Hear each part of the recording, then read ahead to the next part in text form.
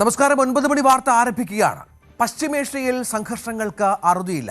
എന്നും രാവിലെ നമ്മൾ ചില ദിവസങ്ങളിൽ സമാധാന കരാറിലേക്ക് ഒപ്പിടാൻ പോകുന്നു, സമാധാനം വരുന്നു, ഹോർമുസ് തുറക്കുന്നു എന്നൊക്കെ വാർത്ത വായിക്കുമ്പോഴും 2 ദിവസമായി അതിനൊക്കെ വിഘാതം സംഭവിക്കുന്ന കാര്യങ്ങൾ പശ്ചിമേഷ്യയിൽ ഉണ്ടാകുന്നു എന്നുള്ളതാണ് ഏറ്റവും പ്രധാനപ്പെട്ട ഒന്ന്.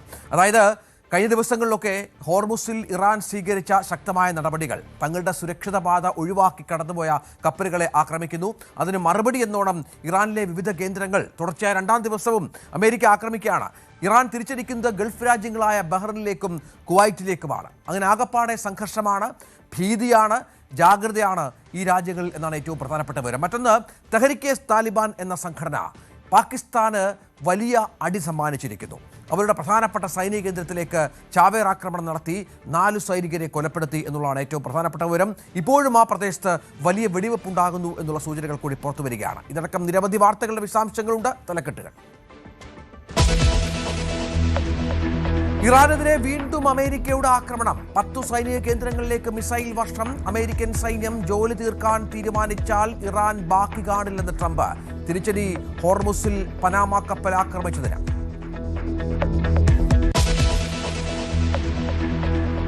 ഇറാന്റെ തിരിച്ചടി ഗൾഫിൽ. ബഹ്റിനും കുവൈറ്റും ആക്രമിച്ചു. ബഹ്റിനിൽ ജാഗ്രതാ നിർദ്ദേശം, തിരിച്ചടി തുടരുമെന്നും ഇറാൻ. പാകിസ്ഥാനെ ഞെട്ടിച്ച് തെഹ്രീക്കെ താലിബാൻ. പാരാമിലിറ്ററി സേനയായ റേഞ്ചേഴ്സിന്റെ പ്രാദേശിക ആസ്ഥാനത്തിന് നേരെ ചാവേർ സ്ഫോടനം. 4 സൈനികർ കൊല്ലപ്പെട്ടു, 6 അക്രമികളെയും വധിച്ചു. പ്രദേശത്ത് വൻതോതിൽ വെടിവെപ്പ്.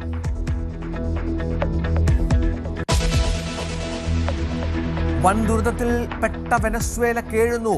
രക്ഷാപ്രവർത്തനത്തിന് വേണ്ട വേഗമില്ല. മരണം 1500 കടന്നു. കെട്ടിടങ്ങൾക്കിടയിൽ 70,000-ലധികം പേരെന്ന സംശയം. വേണ്ട സഹായം ലഭ്യമാക്കാതെ ലോകരാജ്യങ്ങൾ.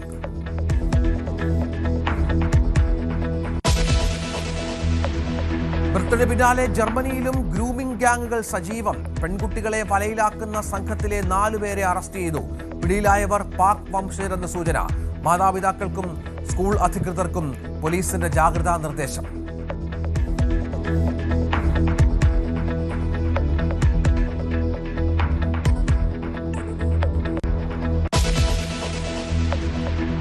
കർണാടക MLC തെരഞ്ഞെടുപ്പിൽ BJPയെ ചതിച്ചത് 4 MLAമാർ. JDSനെ ചതിച്ചത് 8 പേർ. പാർട്ടിയുടെ ആഭ്യന്തര അന്വേഷണ സമിതിയുടെ കണ്ടെത്തൽ. കൂറുമാറിയവരുടെ പേരിൽ കർശന നടപടിയെന്ന് BJPയുടെ ദേശീയ അധ്യക്ഷൻ.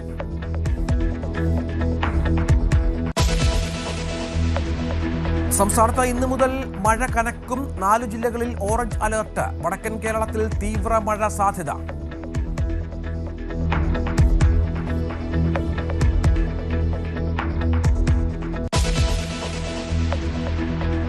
മദ്യനയത്തിൽ മുഖ്യമന്ത്രി മുന്നോട്ട്. VM സുധീരന്റെ അടക്കം എതിർപ്പുകൾ തള്ളി സതീശൻ. വീര്യം കുറഞ്ഞ മദ്യത്തിലുള്ള നികുതി നിർദ്ദേശം ധനബില്ലിൽ.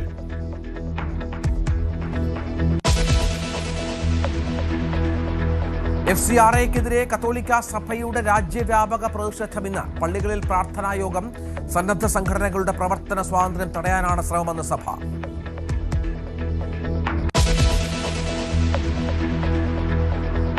തിരുവനന്തപുരം നഗരസഭയിൽ നാളെ നിർണായകം. അവിശ്വാസ പ്രമേയം UDF നാളെ അവതരിപ്പിക്കും. LDF പുറത്തുനിന്ന് പിന്തുണയ്ക്കാൻ സാധ്യത.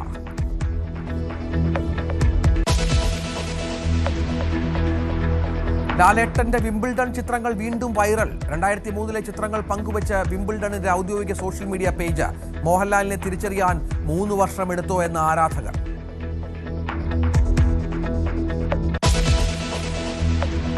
ഇറാനെ വീണ്ടും അമേരിക്ക ആക്രമിക്കുകയാണ്. ഇറാന്റെ 10ഓളം സൈനിക കേന്ദ്രങ്ങളെ ലക്ഷ്യമിട്ടുള്ള ആക്രമണം അതിശക്തമായി അമേരിക്ക നടത്തി എന്നാണ് ഏറ്റവും പ്രധാനപ്പെട്ട വിവരം.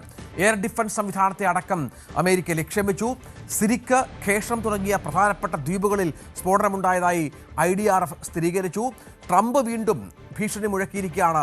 ഇറാനെതിരെ അമേരിക്കൻ സൈന്യം തങ്ങളുടെ ജോലി തുടങ്ങിയാൽ ഇറാൻ ബാക്കിയുണ്ടാകില്ല എന്നാണ് വെല്ലുവിളി. ഇറാൻ വെടിനിർത്തൽ ലംഘിച്ചതിനെ തുടർന്ന് പ്രസിഡന്റ് ട്രംപിന്റെ ഉത്തരവ് പ്രകാരമാണ് ആക്രമണം നടത്തിയെന്ന് US സെൻട്രൽ കമാൻഡും ഇതുമായി ബന്ധപ്പെട്ട് വ്യക്തമാക്കി.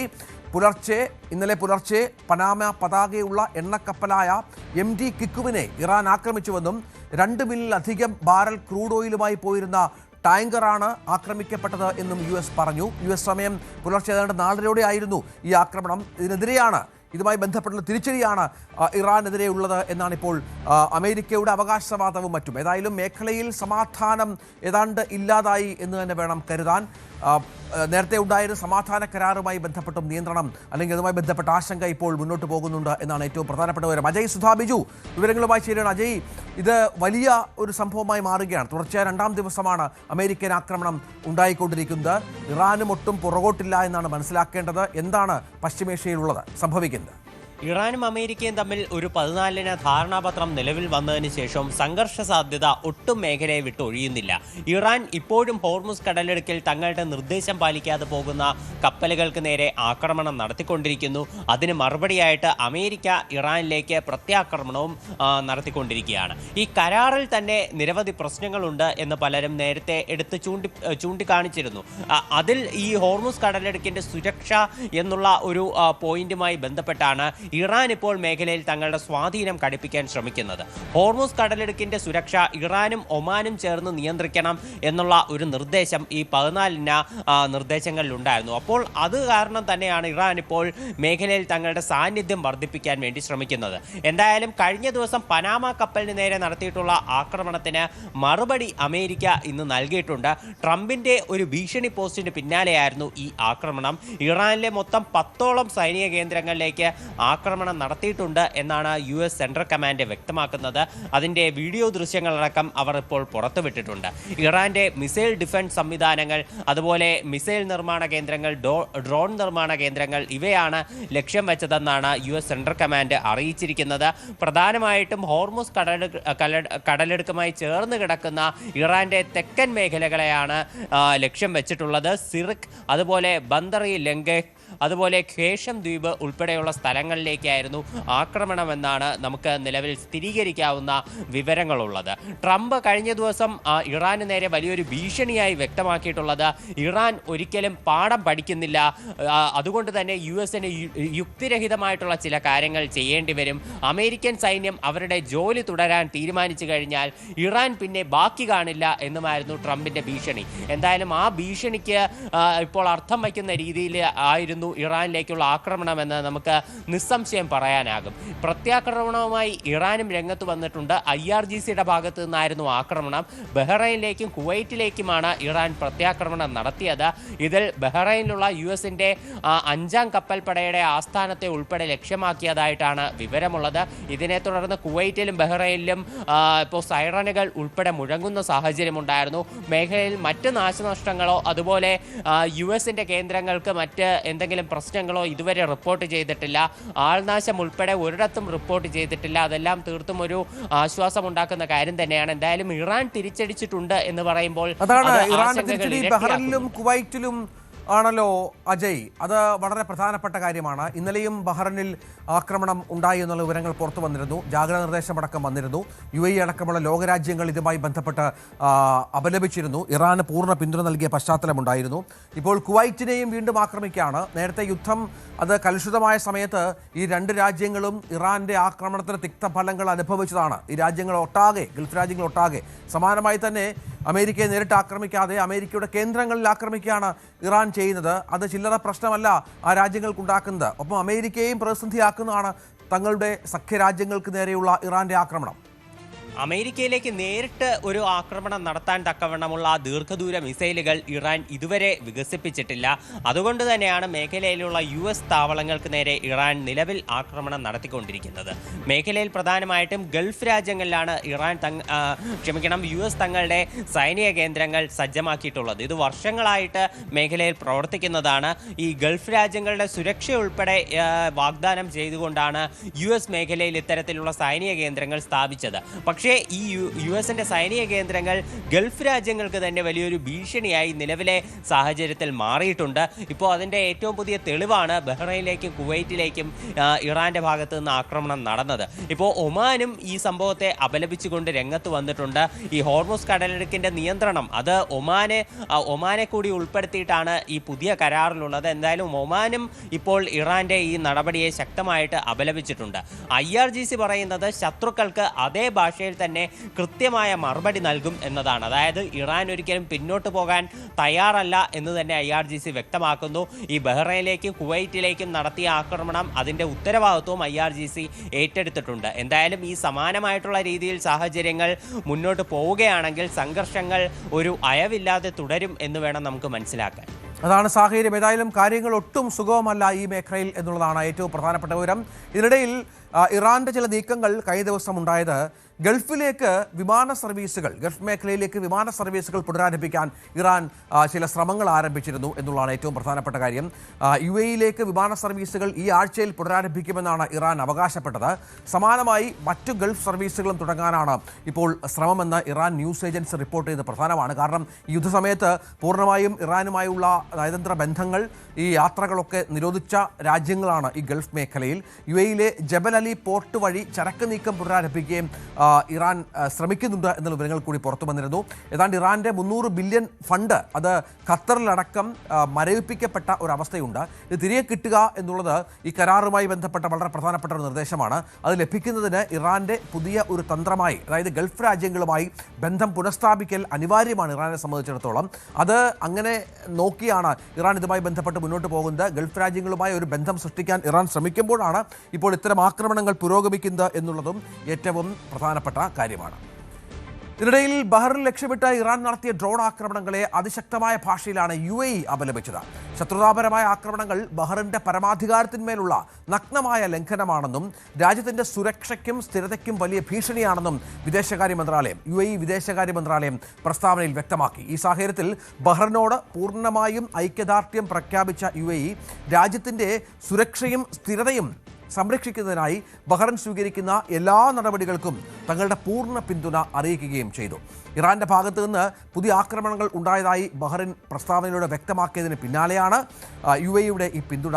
ശത്രുത അവസാനിപ്പിക്കുന്നത് സംബന്ധിച്ച് അമേരിക്കയും ഇറാനും തമ്മിൽ ധാരണാപത്രത്തിൽ ഒപ്പുവെച്ച് കഷ്ടിച്ച് 10 ദിവസങ്ങൾ മാത്രമാണ് ബാക്കിയുള്ളത്. ഈ സമയത്താണ് ഇത്ര അധികം അനിഷ്ട സംഭവങ്ങൾ ഈ മേഖലയിൽ ആവർത്തിക്കുന്നത് എന്നുള്ളത് ഏറ്റവും നിർണായകമായ ഒന്നാണ്. മറ്റു വാർത്തയിലേക്ക് പോകണം. പാകിസ്ഥാനെ, കറാച്ചിയെ ഞെട്ടിച്ചുകൊണ്ട് ചാവേർ സ്ഫോടനവും വെടിവെപ്പും സംഭവിച്ചിരിക്കുന്നു എന്നാണ് ഏറ്റവും പ്രധാനപ്പെട്ട വിവരം. പാരാമിലിറ്ററി ഓഫീസ് ലക്ഷ്യമിട്ട് നടന്ന ആക്രമണത്തിൽ 4 സൈനികർ കൊല്ലപ്പെട്ടു എന്നാണ് ഇപ്പോൾ ഏറ്റവും പുതിയ വിവരം പുറത്തു വരുന്നത്. 6 അക്രമികളും ഇതുമായി ബന്ധപ്പെട്ട് കൊല്ലപ്പെട്ടു എന്നുള്ള വിവരങ്ങൾ കൂടിയുണ്ട്. തെഹ്രിക്കെ താലിബാൻ ഈ ആക്രമണത്തിന്റെ ഉത്തരവാദിത്തം ഏറ്റെടുത്തിട്ടുണ്ട്. നേരത്തെയും പാകിസ്ഥാന്റെ വിവിധ മേഖലകളിൽ സമാനമായ ആക്രമണങ്ങൾ നടത്തിയ ഒരു ഭീകര സംഘടനയാണ് തെഹ്രിക്കെ താലിബാൻ. ഇത് പാരാമിലിറ്ററി സേനയായ റേഞ്ചേഴ്സിന്റെ പ്രാദേശിക ആസ്ഥാനത്തിന് നേരെ വാഹനം ഇടിച്ചു കയറ്റുകയും തുടർന്ന് അതിശക്തമായ സ്ഫോടനം ഉണ്ടാവുകയുമാണ് ചെയ്തത് എന്നാണ് മനസ്സിലാക്കേണ്ടത്. ഇപ്പോഴും അവിടെ വൻതോതിൽ വെടിവെപ്പ് നടക്കുകയാണ്. VR കാർത്തിക് ഏറ്റവും പുതിയ വിവരങ്ങളുമായി ചേരും. കാർത്തിക്, പാകിസ്ഥാൻ അക്ഷരാർത്ഥത്തിൽ ഞെട്ടി എന്നാണ് മനസ്സിലാക്കേണ്ടത്. ആയുധധാരികളായ നിരവധി അക്രമികൾ ഈ ആക്രമണത്തിന് മേൽനോട്ടം വഹിച്ചു. അവർ മുൻപന്തിയിലുണ്ടായിരുന്നു. എന്താണിപ്പോൾ പ്രദേശത്ത് നിയന്ത്രണം കൈയാളാൻ സേനയ്ക്കായിട്ടുണ്ടോ? രഞ്ജിത്ത്, പാകിസ്ഥാനിലെ തുറമുഖ നഗരമായ കറാച്ചിയിൽ അവരുടെ വാണിജ്യ തലസ്ഥാനമായി അറിയപ്പെടുന്ന നഗരം കൂടിയാണ്. അവിടെയാണ് ഒരു ഇടവേളയ്ക്ക് ശേഷം ഞെട്ടിപ്പിക്കുന്ന തരത്തിൽ ചാവേർ സ്ഫോടനവും തുടർന്ന് ഏറ്റുമുട്ടലും ഉണ്ടായത്. ചാവേർ സ്ഫോടനം പ്രാദേശിക സമയം ഇന്നലെ രാത്രി 8:30-ഓടെയാണ് ഉണ്ടായത്. അതിന് പിന്നാലെയായിരുന്നു ഏറ്റുമുട്ടൽ. ഈ ഏറ്റുമുട്ടലിൻ്റെ ഉത്തരവാദിത്വം തെഹ്രീക്ക് താലിബാൻ പാകിസ്ഥാനോട് ആഭിമുഖ്യം പുലർത്തുന്ന സായുധ വിഭാഗമായ ജമാഅത്ത് അർഹാർ എന്ന സംഘടന ഏറ്റെടുത്തിട്ടുണ്ട്. സംഭവത്തെക്കുറിച്ച് പുറത്തുവരുന്ന റിപ്പോർട്ടുകൾ ഇങ്ങനെയാണ്. ഇന്നലെ പ്രാദേശിക സമയം 8:30-ഓടുകൂടി ആയുധങ്ങൾ നിറച്ച, സ്ഫോടക വസ്തുക്കൾ നിറച്ച ഒരു വാഹനം ഭീകരർ ഈ റേഞ്ചേഴ്സിൻ്റെ ഹെഡ്ക്വാർട്ടേഴ്സിലേക്ക് ഇടിച്ചു കയറ്റുകയായിരുന്നു. തുടർന്ന് ഈ സേനയും അതോടൊപ്പം തന്നെ ഭീകരരും തമ്മിൽ ഏറ്റുമുട്ടൽ ഉണ്ടായി. ഈ ഏറ്റുമുട്ടലിലാണ് 6 ഭീകരർ കൊല്ലപ്പെട്ടത്. ഒരാളെ ജീവനോടെ പിടികൂടുകയും ചെയ്തു എന്നാണ് പുറത്തുവരുന്ന റിപ്പോർട്ടുകൾ. ഈ ഏറ്റുമുട്ടലിൽ 4 പാക് റേഞ്ചേഴ്സ് കൊല്ലപ്പെട്ടു എന്ന വിവരങ്ങളും പുറത്തുവരുന്നു. ഏതാണ്ട് 90 മിനിറ്റോളം ഇരു വിഭാഗങ്ങളും നേർക്കുനേർ നിറയൊഴിച്ചു എന്നാണ് പാകിസ്ഥാനിലെ ഡോൺ ദിനപത്രം റിപ്പോർട്ട് ചെയ്യുന്നത്. അതായത് ഒക്ടോബർ 24-ന് 2 ചൈനീസ് എഞ്ചിനീയർമാർ കൊല്ലപ്പെട്ട ചാവേർ സ്ഫോടനത്തിന് ശേഷം കറാച്ചി കണ്ട ഏറ്റവും വലിയ സ്ഫോടനമാണ് ഉണ്ടായത്. അതിന് പിന്നാലെയാണ് ഈ ഏറ്റുമുട്ടൽ. അഫ്ഗാൻ അതിർത്തിയിൽ പാകിസ്ഥാൻ്റെ പാക് അഫ്ഗാൻ അതിർത്തിയിൽ അതിൻ്റെ വടക്കു പടിഞ്ഞാറൻ മേഖലയിൽ സജീവമായി പ്രവർത്തിക്കുന്ന സംഘടനയാണ് തെഹ്രീക്ക് താലിബാൻ പാകിസ്ഥാൻ. ഇവർ പല ഘട്ടങ്ങളിലും അവിടുത്തെ സിവിലിയൻസിനെയും അതോടൊപ്പം തന്നെ സൈന്യത്തെയും ലക്ഷ്യമിട്ടുകൊണ്ടുള്ള ആക്രമണങ്ങൾ നടത്തിയിരുന്നു. അതിന് പിന്നാലെ നേരത്തെ ഈ സംഘടന നിരോധിച്ചതുമാണ്. ഈ സംഘടനയോട് ആഭിമുഖ്യം പുലർത്തുന്ന സായുധ വിഭാഗമാണ്, ഒരു ചെറിയ വിഭാഗമാണ്, ആ വിഭാഗമാണ് ഈ ആക്രമണത്തിൻ്റെ ഉത്തരവാദിത്വം ഇപ്പോൾ ഏറ്റെടുത്ത് രംഗത്ത് വന്നിരിക്കുന്നത്. എന്തായാലും ഒക്ടോബർ 2024 ശേഷം കറാച്ചി കണ്ട ഏറ്റവും വലിയ സ്ഫോടനവും ഏറ്റുമുട്ടലുമാണ് ഇപ്പോൾ ഉണ്ടായിരിക്കുന്നത്. തീർച്ചയായും പാകിസ്ഥാൻ നടുങ്ങിയ അക്ഷരാർത്ഥത്തിൽ പാകിസ്ഥാനിൽ ചാവേർ ആക്രമണം ഉണ്ടാകുന്നു. തുടർച്ചയായുള്ള സംഭവങ്ങൾ ആ മേഖലയുടെ സുരക്ഷിതത്വം പോലും ചോദ്യചിഹ്നമാകുന്ന സ്ഥിതിയാണ്. സുരക്ഷാ ഭടന്മാർ ഏറെ പണിപ്പെട്ടാണ് ഈ ആക്രമണങ്ങളെ പിടികൂടിയതും വെടിവെച്ചു കൊന്നതും എന്നാണ് ഏറ്റവും പ്രധാനപ്പെട്ട വിവരമായി പുറത്തുവരുന്നത്. വെനസ്വേലയെ പിടിച്ചുകുലുക്കിയ ഭൂചലനത്തിൽ മരണസംഖ്യ ഏതാണ്ട് 1500-ലധികമായി എന്നുള്ള ഒരു ഞെട്ടിപ്പിക്കുന്ന വിവരം കൂടി പുറത്തു വരുന്നുണ്ട്. ഇത് ഇപ്പോൾ നമ്മൾ ഈ ഔദ്യോഗികമായി പുറത്തുവിടുന്ന കണക്കാണ്. ഇതിനൊക്കെ എത്രയോ അപ്പുറത്താണ് യഥാർത്ഥ കണക്ക് എന്നുള്ളതാണ് ആ രാജ്യത്ത് നിന്ന് പുറത്തു വരുന്ന വിവരം. മറ്റൊന്നുമല്ല, രാജ്യത്തെ രക്ഷിക്കാൻ ഇപ്പോൾ യാതൊരു ശ്രമവും കാര്യമായി നടക്കുന്നില്ല. ഇന്ത്യ തങ്ങളുടെ സംവിധാനങ്ങളെല്ലാം ഉപയോഗിക്കുന്നുണ്ട് എങ്കിൽ പോലും വെനസ്വേലയെ പിടിച്ചടക്കിയ, അവിടുത്തെ ഭരണകൂടത്തെ അട്ടിമറിച്ച, പാവഭരണകൂടത്തെ സ്ഥാപിച്ച അമേരിക്ക ഇപ്പോൾ ഈ വിഷയത്തിൽ കാര്യമായി ഇടപെടുന്നില്ല എന്ന പരാതിയാണ് അവിടെ ഉയരുന്നത്. പ്രധാനമായും ഈ നേരത്തെ ഇന്നലെയൊക്കെ പറഞ്ഞതുപോലെ ഭൂകമ്പം പ്രവചിക്കാനുള്ള ഒരു സംവിധാനങ്ങളും ജനങ്ങളെ സുരക്ഷിത സ്ഥാനങ്ങളിലേക്കൊക്കെ മാറ്റാനുള്ള ഒരു സംവിധാനങ്ങളും അവിടെ ഇല്ല. ഈ സംഭവം ഉണ്ടായിട്ടും ഭരണകൂടത്തിനൊന്നും പറ്റാത്ത അവസ്ഥയാണ്. കാരണം രക്ഷാപ്രവർത്തനത്തിന് ആവശ്യമായ ഒരു സജ്ജീകരണങ്ങളും ഇല്ലാത്ത ഒരു രാജ്യമായി വെനസ്വേല അധപ്പതിച്ചിരിക്കുകയാണ്. 70,000-ലധികം ആളുകൾ ഇപ്പോഴും ഈ കെട്ടിടങ്ങൾക്കുള്ളിൽ കുടുങ്ങിക്കിടപ്പുണ്ട് എന്ന് പറയുമ്പോൾ ഇപ്പോൾ അവർക്ക് എത്ര പേർക്ക് ജീവൻ ഉണ്ടാകും എന്നുള്ളതാണ് നമ്മൾ പ്രതീക്ഷിക്കേണ്ടത്. മരണസംഖ്യ ഇനിയും എത്രയോ ഇരട്ടിയാകുമെന്നുള്ളതാണ് ഏറ്റവും പ്രധാനപ്പെട്ട കാര്യവും. അതുമാത്രമല്ല, വീണ്ടും വീണ്ടും തുടർ ഭൂചലനങ്ങൾ കൂടി ഈ രാജ്യത്ത് സംഭവിച്ചുകൊണ്ടിരിക്കുകയാണ്. ചരിത്രത്തിലെ ഏറ്റവും വലിയ ഭൂചലനത്തിലൂടെയാണ്, ദുരന്തത്തിലൂടെയാണ് ഈ രാജ്യം കടന്നു പോകുന്നത് എന്നുള്ളതാണ് ഏറ്റവും സങ്കടകരമായ കാര്യം. അജയ് സുധാ ബിജു ഉണ്ട്. അജയ്, നിരവധി രക്ഷാപ്രവർത്തനം ആവശ്യമായ ഒരു രാജ്യമാണ്. പക്ഷേ അവിടെ ഒരു സംവിധാനവുമില്ല. ജനങ്ങൾ വലിയ പ്രതിഷേധത്തിലാണ്. അതിൻ്റെ ദൃശ്യങ്ങളൊക്കെ പുറത്തു വരുന്നത് നമ്മൾ കാണുന്നുണ്ട്. തങ്ങളുടെ ഉറ്റവരെയും ഉടയവരെയും ഒക്കെ ജീവനോടെ ഉണ്ടോ എന്നറിയാൻ പറ്റാത്ത പോലും വിധത്തിലുള്ള വല്ലാത്ത അവസ്ഥയിലൂടെ ആ രാജ്യം കടന്നു പോവുകയാണ്. നിന്നും ജനങ്ങൾ നിലവിളിച്ചുകൊണ്ടിരിക്കുകയാണ്. പ്രത്യേകിച്ച് ഇപ്പോഴും തകർന്നു കിടക്കുന്ന കെട്ടിടാവശിഷ്ടങ്ങൾ നീക്കം ചെയ്ത് അവിടെയുള്ള മൃതദേഹങ്ങളാണെങ്കിലും ഇപ്പോഴും കുടുങ്ങി ജീവനോടെ കിടക്കുന്നവരാണെങ്കിലും അവിടെയൊക്കെ ഉണ്ട്. ഇവരെയൊക്കെ പുറത്തെത്തിക്കണമെങ്കിൽ ശക്തമായിട്ടുള്ള യന്ത്ര സംവിധാനങ്ങൾ വേണം. അവ മുന്നോട്ട് കൊണ്ടുപോകണമെങ്കിൽ വലിയ റോഡുകൾ വേണം. ഇവയുടെ എല്ലാം ഒരു അഭാവം വെനസ്വേലയിൽ നേരിടുന്നുണ്ട്. പ്രത്യേകിച്ച് പല താവളങ്ങളുടെ റൺവേ പ്രവർത്തന സജ്ജമായിരുന്നില്ല. തലസ്ഥാന നഗരത്തിലുള്ള ഒരു വിമാനത്താവളം തന്നെ ഇപ്പോൾ കഴിഞ്ഞ ദിവസമാണ് പ്രവർത്തന സജ്ജമാക്കിയതായിട്ട് അമേരിക്ക അറിയിച്ചിട്ടുള്ളത്. അപ്പോൾ ഇതിൻ്റെയൊക്കെ ഒരു ക്ഷാമം, അത് കാരണം വെനസ്വേലയിൽ മരണസംഖ്യ അത് മുകളിലേക്ക് തന്നെ ഉയർന്നുകൊണ്ടിരിക്കുകയാണ്. പിന്നെ ആരോഗ്യ സംവിധാനങ്ങളുടെ ഒരു പ്രവർത്തനക്ഷമത ഇല്ലായ്മ, ഈ ആശുപത്രികളിലുള്ള സൗകര്യക്കുറവ്, ഇതെല്ലാം ഈ മരണസംഖ്യ ഉയരുന്നതിന് കാരണമായിട്ടുണ്ട്. രോഗികളെയൊക്കെ ആശുപത്രികളിലേക്ക് ഉണ്ടെങ്കിലും അവിടെ വലിയ ആളുകൾ ഇങ്ങനെ കാത്തുകെട്ടിക്കിടക്കുന്നതല്ലാതെ എല്ലാവരിലേക്കും ചികിത്സ എത്തിക്കാനുള്ള സംവിധാനങ്ങളൊന്നും തന്നെ അവിടെ ഒരുക്കാൻ ആകുന്നില്ല എന്നുള്ളത് അവിടെ വലിയൊരു ആശങ്കാജനകമായിട്ടുള്ള സാഹചര്യം നിലവിൽ ഉണ്ടാക്കിയിട്ടുണ്ട്. മരണസംഖ്യ നിലവിൽ സ്ഥിരീകരിക്കാനാകുന്നത് 1430 എന്നാണ്. 3200-ലധികം പേർക്ക് പരിക്കേറ്റിട്ടുണ്ട്. 3100 പേർ ഭവനരഹിതരായതായിട്ടാണ് വിവരമുള്ളത്. $6.7 ബില്യൺ നഷ്ടം മൊത്തത്തിൽ ഉണ്ടായതായിട്ട് വിവരമുണ്ട്. UN പുറത്തുവിട്ടിട്ടുള്ള കണക്ക് പ്രകാരം ഏതാണ്ട് 50,000-ലധികം പേരെ ഇപ്പോഴും കാണാനില്ല എന്നാണ് വിവരമുള്ളത്. പലരും കെട്ടിടങ്ങൾക്കുള്ളിൽ തന്നെ കിടപ്പുണ്ട്. ഇന്ത്യയടക്കം വിവിധ രാജ്യങ്ങളിലുള്ള 1600 രക്ഷാപ്രവർത്തകർ ഇപ്പോഴും മേഖലയിൽ തുടരുകയാണ്. അവർ ശക്തമായിട്ട് തന്നെ രക്ഷാപ്രവർത്തനം ഊർജിതമാക്കിയിട്ടുണ്ട്. വെറും 3 സെക്കൻഡിന്റെ വ്യത്യാസത്തിൽ 7.2-ഉം 7.5-ഉം തീവ്രതയുള്ള 2 ഭീമൻ ഭൂചലനങ്ങളാണ് വെനസ്വേലയിൽ ഉണ്ടായിട്ടുള്ളത്. തുടർചലനങ്ങൾ ആ രാജ്യത്തെ ബാധിച്ചുകൊണ്ടിരിക്കുകയാണ്. കഴിഞ്ഞ ദിവസം ഏതാണ്ട് 4.4 തീവ്രതയുള്ള ഒരു ഭൂചലനം വെനസ്വേലയിൽ റിപ്പോർട്ട് ചെയ്തിട്ടുണ്ട്. എന്നാൽ ഇതിൽ കാര്യമായിട്ടുള്ള നാശനഷ്ടങ്ങളോ ആൾനാശമോ ഒന്നും ഇതുവരെ ഉണ്ടായിട്ടില്ല. ഇനിയും ഭൂചലനങ്ങൾ ഉണ്ടാകാൻ സാധ്യതയുള്ളതായിട്ടാണ് US-ന്റെ ഭാഗത്തു നിന്നുള്ള റിപ്പോർട്ട്.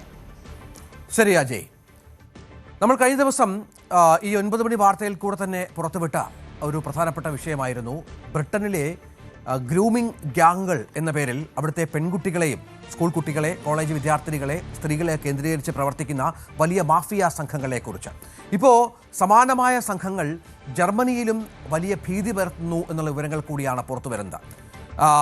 ന്യൂറൻബർഗ് സെൻട്രൽ റെയിൽവേ സ്റ്റേഷന് സമീപത്തെ നെൽസൺ മണ്ടേല പ്ലാസ കേന്ദ്രീകരിച്ച് പെൺകുട്ടികളെ വലയിലാക്കുന്ന 4-അംഗ സംഘത്തെ പോലീസ് അറസ്റ്റ് ചെയ്തതോടുകൂടിയാണ് ബ്രിട്ടന് സമാനമായി ജർമ്മനിയിലും ഇത്തരം പ്രവർത്തനങ്ങൾ നടത്തുന്നു എന്ന ഞെട്ടിപ്പിക്കുന്ന വിവരം ആ രാജ്യത്തെ സർക്കാരിനും പോലീസ് സംവിധാനത്തിനുമൊക്കെ മനസ്സിലായത്. പെൺകുട്ടികളെ, പ്രത്യേകിച്ചും പ്രായപൂർത്തിയാകാത്ത പെൺകുട്ടികളെ മയക്കുമരുന്നിന് അടിമകളാക്കി അതിനുശേഷം ഭീഷണിപ്പെടുത്തി ക്രൂരമായ ലൈംഗിക പീഡനത്തിന് ഇരയാക്കുന്നതുമായി ബന്ധപ്പെട്ടാണ് 4 പേരെ പോലീസ് അറസ്റ്റ് ചെയ്തത് എന്നാണ് വിവരം. ഈ അറസ്റ്റിലായവരെല്ലാം പാക് വംശജരാണ് എന്ന ഞെട്ടിപ്പിക്കുന്ന വിവരം കൂടി അവിടുത്തെ പോലീസ് സംവിധാനത്തിന് ലഭിച്ചിട്ടുണ്ട് എന്നാണ് മനസ്സിലാകേണ്ടത്. 13-നും 18-നും ഇടയിൽ പ്രായമുള്ള പെൺകുട്ടികളെ ഈ ക്രിമിനൽ സംഘങ്ങൾ പ്രധാനമായും ലക്ഷ്യമിടുന്നുണ്ട്. റെയിൽവേ സ്റ്റേഷനുകളും ബസ് സ്റ്റേഷനുകളും മറ്റും കേന്ദ്രീകരിച്ച് ഈ പെൺകുട്ടികളുമായി സൗഹൃദം സ്ഥാപിക്കുകയും ആദ്യഘട്ടത്തിൽ ഇവർക്ക് സൗജന്യമായി മയക്കുമരുന്ന് നൽകുകയും പിന്നീട് ഇവരെ അടിമകളാക്കുകയും ലൈംഗിക അടിമകളാക്കി മാറ്റുകയും ചെയ്യുന്നു എന്നാണ് മാധ്യമങ്ങളുടെ റിപ്പോർട്ട് ഇപ്പോൾ പുറത്തു വരുന്നത്. പൂർണ്ണമായും കുട്ടികളെ തങ്ങൾ നിയന്ത്രണത്തിലാക്കിയ ശേഷം ഇവരെ ലൈംഗിക പീഡനങ്ങൾക്കിരയാക്കും, ബലാത്സംഗങ്ങൾക്കിരയാക്കും. അത് മാത്രമല്ല, ഇവരെ ലൈംഗിക തൊഴിലാളികളായി പോലും മാറ്റും എന്നുള്ള വളരെ ഗൗരവതരമായ സങ്കടകരമായ വിവരം പുറത്തു വരികയാണ്. ഇത്തരം ഗ്യാങ്ങുകൾ വളരെ കൃത്യമായി കേന്ദ്രീകരിച്ചാണ് ഈ കാര്യങ്ങൾ മുന്നോട്ട് കൊണ്ടുപോകുന്നത്. പൊതുസ്ഥലങ്ങളിൽ ഇത്തരം വിവരങ്ങൾ പുറത്തു വന്നതിനെ തുടർന്ന് പോലീസിന്റെ നിരീക്ഷണം അതിശക്തമാക്കിയിട്ടുണ്ട്. മാതാപിതാക്കൾക്കും സ്കൂൾ അധികൃതർക്കും പോലീസ് ജാഗ്രതാ നിർദ്ദേശം നൽകിയ ഒരു പശ്ചാത്തലം കൂടിയുണ്ട്. ബ്രിട്ടനിലെ നമുക്കറിയാം, നേരത്തെ ഗ്രൂമിംഗ് ഗ്യാങ്ങുകളെക്കുറിച്ച് പഠിക്കാൻ നിയോഗിക്കപ്പെട്ട സമിതിയുടെ അന്വേഷണത്തിലാണ് അവിടുത്തെ ഏതാണ്ട് 2.5 ലക്ഷത്തോളം പെൺകുട്ടികൾ ഇവർക്ക് ഇരയാക്കപ്പെട്ടു എന്ന വിവരങ്ങൾ പുറത്തു വരുന്നത്. അതിന് പിന്നാലെയാണ് ജർമ്മനിയും ഇത്തരം ആളുകളുടെ ലക്ഷ്യമാണ് എന്നുള്ള വിവരം പുറത്തു വരുന്നത്. കർണാടകയിൽ BJPക്ക് സംഭവിച്ച വലിയൊരു ചതി, അതും തങ്ങളുടെ MLA-മാരുടെ ഭാഗത്ത് നിന്ന്, അത് പാർട്ടി സംവിധാനത്തെ ആകെ ഞെട്ടിച്ചിരിക്കുകയാണ്. അല്ലെങ്കിൽ തന്നെ കർണാടക എന്ന് പറയുന്നത് BJPയെ സംബന്ധിച്ചിടത്തോളം നേതൃത്വമില്ലാത്ത ഒരു സംസ്ഥാനമായി മാറിക്കഴിഞ്ഞു. അധികാരത്തിലുള്ള സംസ്ഥാനമാണ്, പക്ഷേ അവിടെ എന്താണ് സംഭവിക്കുന്നത് എന്ന് പാർട്ടിക്ക് പോലും അറിയില്ല. ഇതിനിടയിൽ MLC തെരഞ്ഞെടുപ്പിൽ 4 BJP MLA-മാർ കൂറുമാറിയതായാണ് പാർട്ടിയുടെ ആഭ്യന്തര അന്വേഷണ സമിതിയുടെ കണ്ടെത്തൽ. ഇതിൽ 3 MLA-മാർ കോൺഗ്രസ് സ്ഥാനാർത്ഥിക്ക് വോട്ട് ചെയ്തു. ഒരാൾ വോട്ട് അസാധുവാക്കുകയും ചെയ്തു. അതോടുകൂടി കോൺഗ്രസ് സ്ഥാനാർത്ഥി ജയിക്കുന്ന പശ്ചാത്തലം ഉണ്ടാവുകയും ചെയ്തു. കാരണം അവിടെ JDS-ഉം BJP-യും ഒക്കെ ജയിക്കേണ്ട സ്ഥാനത്താണ് ഈ MLA-മാരുടെ ചെയ്തിയിലൂടെ പരാജയം അപ്രതീക്ഷിതമായി സംഭവിക്കുന്നത്. BJPയുടെ മുൻ ദേശീയ സെക്രട്ടറിയും മുതിർന്ന നേതാവുമായ CT രവിയുടെ നേതൃത്വത്തിലുള്ള 3-അംഗ സമിതിയാണ് ഈ അന്വേഷണം നടത്തിയത്. റിപ്പോർട്ട് പാർട്ടി അധ്യക്ഷൻ BY വിജയേന്ദ്രയ്ക്ക് കൈമാറി. സീൽ ചെയ്ത കവറിൽ അടക്കം ചെയ്ത റിപ്പോർട്ട് പാർട്ടി ദേശീയ അധ്യക്ഷൻ നൽകും. കൂറുമാറി MLA-മാർക്കെതിരെ അതിശക്തമായ നടപടി ഉണ്ടാകുമെന്ന് പാർട്ടിയുടെ ദേശീയ അധ്യക്ഷൻ ഇതിനും തന്നെ വ്യക്തമാക്കിയിരുന്നു. അത് മാത്രമല്ല, ഏറ്റവും വലിയ തിരിച്ചടി ഉണ്ടാക്കിയത് JDS-നാണ്. JDS-ലെ ഏതാണ്ട് 8ഓളം MLA-മാരാണ് ഇത്തരത്തിൽ കൂറുമാറിയത് എന്ന വിവരങ്ങൾ കൂടി പുറത്തു വരുന്നുണ്ട്. ഇവർ കോൺഗ്രസിനെയാണ് പിന്തുണച്ചത്. തുടർന്ന് 11 വോട്ടുകൾ കോൺഗ്രസ് സ്ഥാനാർത്ഥിക്ക് അധികം കിട്ടുകയും അവർ മത്സരത്തിൽ MLC മത്സരത്തിൽ ജയിക്കുകയുമായിരുന്നു എന്നുള്ളതാണ് ഏറ്റവും പ്രധാനപ്പെട്ട വിവരം. സിനിമാ ആരാധകരെ നിരാശയിലാഴ്ത്തിയാണ് വിഖ്യാത സംവിധായകൻ നടനുമായ ഭാഗ്യരാജ് വിടവാങ്ങിയത്. അദ്ദേഹത്തിൻ്റെ മരണത്തെ തുടർന്ന് ഇപ്പോൾ ഭാഗ്യരാജിൻ്റെ അവസാനത്തെ ആഗ്രഹം എന്ന വേണം അദ്ദേഹത്തിൻ്റെ കണ്ണുകൾ ദാനം ചെയ്തിരിക്കുകയാണ് എന്നുള്ള ഒരു മാതൃകാപരമായ വാർത്തയാണ് നൽകാനുള്ളത്.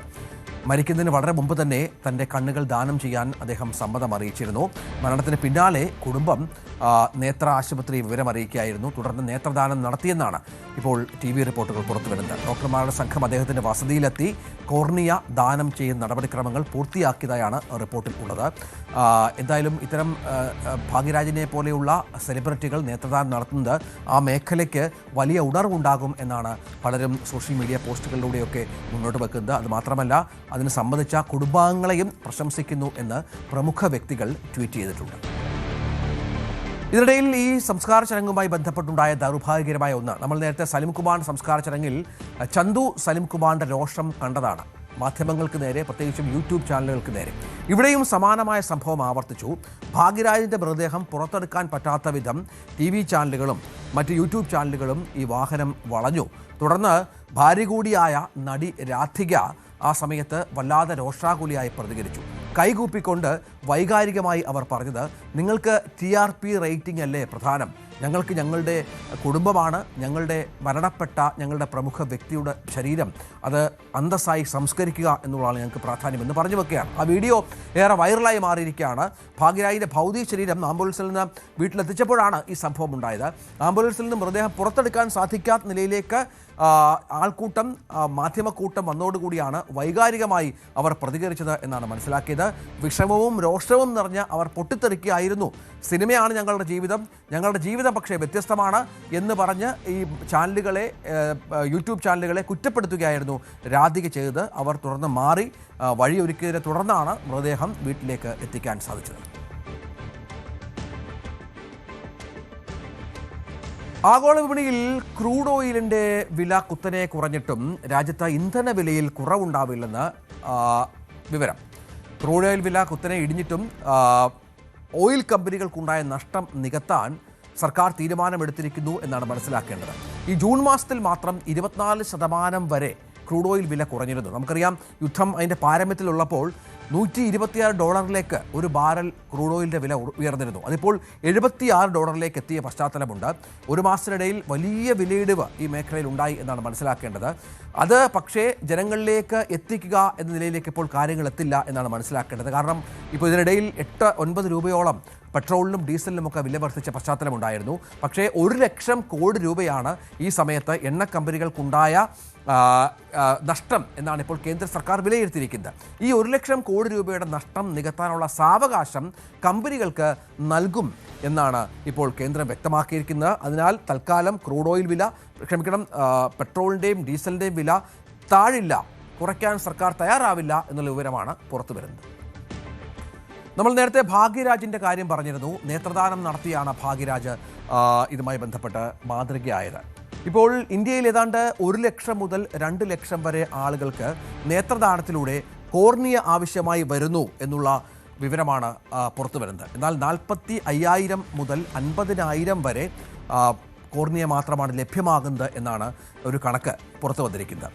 ഇതിപ്പോൾ ആർക്കും മരണാനന്തരം നേത്രദാനം ചെയ്യാം, അത് പ്രായപൂർത്തി ആർക്കും ചെയ്യാം എന്നുള്ളതാണ് പ്രധാനപ്പെട്ട ഒന്ന്. അതിൻ്റെ നടപടിക്രമങ്ങളുണ്ട്. അതിൽ പ്രധാനം, അതിലൊരു സമ്മതപത്രം ഒപ്പിട്ട് നൽകണം. അതിൽ വയസ്സ് വേണം, വിലാസം വേണം, അടുത്ത ബന്ധുക്കളുടെ ഫോൺ നമ്പർ വേണം, 2 സാക്ഷികളുടെ പേരും അതിൽ ഉൾപ്പെടുത്തണം എന്നുള്ളതാണ് ഏറ്റവും പ്രധാനപ്പെട്ട ഒന്ന്. തുടർന്ന് ഇവർക്ക് ഇത് സംബന്ധിച്ച് സർട്ടിഫിക്കറ്റ് നൽകും. ഇത് വീട്ടിൽ എല്ലാവർക്കും അറിയുന്ന സ്ഥലത്ത് സൂക്ഷിക്കണം എന്നാണ് ഇതുമായി ബന്ധപ്പെട്ട ചട്ടങ്ങളിലുള്ളത്. നേത്രദാനത്തിന് സമ്മതപത്രം നൽകിയിട്ടുണ്ടെങ്കിലും ആ വ്യക്തിയുടെ അടുത്ത ബന്ധുക്കളുടെ സമ്മതം കൂടി, രേഖാമൂലമുള്ള സമ്മതം കൂടി മരണശേഷം വേണം എന്നുള്ളതാണ് ഏറ്റവും പ്രധാനപ്പെട്ട ഒന്ന്. ഇതിനൊരു ആക്ട് ഉണ്ട്. അത് കോർണിയ ട്രാൻസ്പ്ലാന്റേഷൻ ആക്ട് എന്നാണ് അതിൽ വ്യവസ്ഥ ചെയ്തിരിക്കുന്നത്. ബന്ധുക്കൾ ആരെങ്കിലും എതിർത്താൽ നേത്രപടലം ദാനം ചെയ്യാനാവില്ല. സമ്മതപത്രം നൽകാത്തവർക്കും നേത്രദാനം ചെയ്യാം. അത് മരണശേഷം അടുത്ത ബന്ധുക്കൾ ഇതുമായി ബന്ധപ്പെട്ട് സമ്മതം നൽകിയാൽ മാത്രം മതി. അടുത്തുള്ള നേത്രബാങ്കിൽ അറിയിക്കുകയും അവിടെ നിന്ന് ഡോക്ടർ എത്തി നേത്രപടലം എടുക്കുകയും വേണമെന്നാണ് ഇതിൻ്റെ ചട്ടം. മരണശേഷം 2 മുതൽ 6 മണിക്കൂറിനുള്ളിൽ നേത്രപടലം എടുക്കണം എന്നും കൂടി ഇതുമായി ബന്ധപ്പെട്ട വ്യക്തമാക്കിയിട്ടുണ്ട്. അത് മാത്രമല്ല, മൃതദേഹത്തിന് സമയം ഫാൻ ഇടരുത്, മൃതദേഹത്തിൻ്റെ തലഭാഗം തലേണ ഉപയോഗിച്ച് ഉയർത്തി വെക്കണം, നേത്രപടലം എടുത്താൽ കണ്ണുകൾക്ക് വൈരൂപ്യം ഉണ്ടാകില്ല എന്നതുകൂടി ബന്ധുക്കൾ മനസ്സിലാക്കണം. അതനുസരിച്ചാണ് കാര്യങ്ങൾ ക്രമീകരിച്ചിരിക്കുന്നത് എന്നുള്ളത്. അതുകൊണ്ട് തന്നെ നേത്രദാനം മഹാദാനം എന്ന വലിയ പ്രചാരണം ഇതുമായി ബന്ധപ്പെട്ട് ഉണ്ടാകുന്നുണ്ട്. കാരണം നേരത്തെ പറഞ്ഞതുപോലെ 2 ലക്ഷത്തോളം നേത്രങ്ങൾ നമുക്ക് ആവശ്യമുണ്ട്, നേത്രപടലം ആവശ്യമുണ്ട്. പക്ഷേ നമ്മുടെ ലഭ്യത വളരെ കുറവാണ് എന്നുള്ളതാണ് ഏറ്റവും പ്രധാനപ്പെട്ട കാര്യം. ഇടവേള. കൂടുതൽ വാർത്തകൾക്ക് news 18 Keralam YouTube channel subscribe ചെയ്യുക.